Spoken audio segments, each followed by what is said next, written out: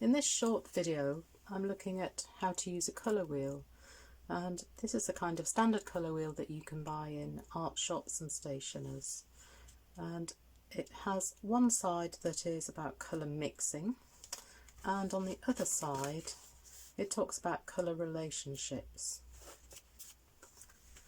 So starting with the colour mixing, we have a number of colours on the outside wheel, and if we turn the inner wheel we see what happens in the space when you add the two colours together.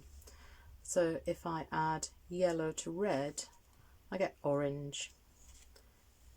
If I add blue to red, I get a purple. If I add white to red, I get a pink. And so you can do that with any of the colours on the outside. So if I go around and look at the yellow, adding red gives me orange, yellow obviously just gives me more yellow, blue gives me green, white gives me a paler yellow or cream, and a black gives a kind of green colour, which often is surprising to some people. We also have on this inner wheel a grey scale, so this goes from 100% black here all the way through the different values, and value is another term used for the lightness or darkness of a colour or a shade, all the way through to white. And this can be helpful if you're working on something and you're not quite sure how light or dark it is.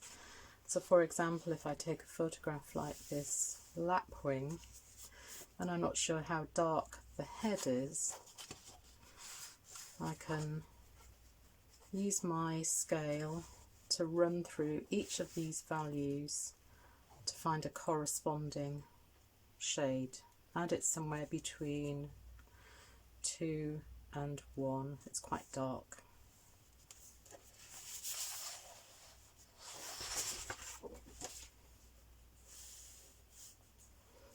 There's also a little summary on here of some of the terminology used for colour. So for example, it explains here that a tint is a colour plus white, tone is a colour plus grey, and a shade is a colour plus black. So the green that we looked at, adding black to yellow, could be described as a shade of yellow.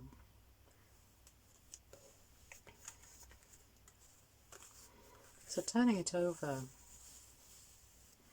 this explains colour relationships, and anyone who has done a little bit of work mixing colour may have heard of something like a complementary pair, complementary colours, and these are explained in this middle section here.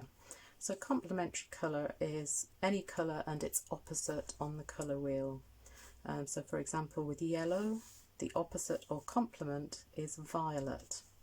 And we think of complementary pairs as being a primary colour plus a secondary colour, but really any colour can have a complement. It just means it's the opposite colour or the furthest away from it on the colour wheel. So the complement of a yellow-green would be a red-violet. We also have a relationship called a split complementary, where it's the colour next to the opposite.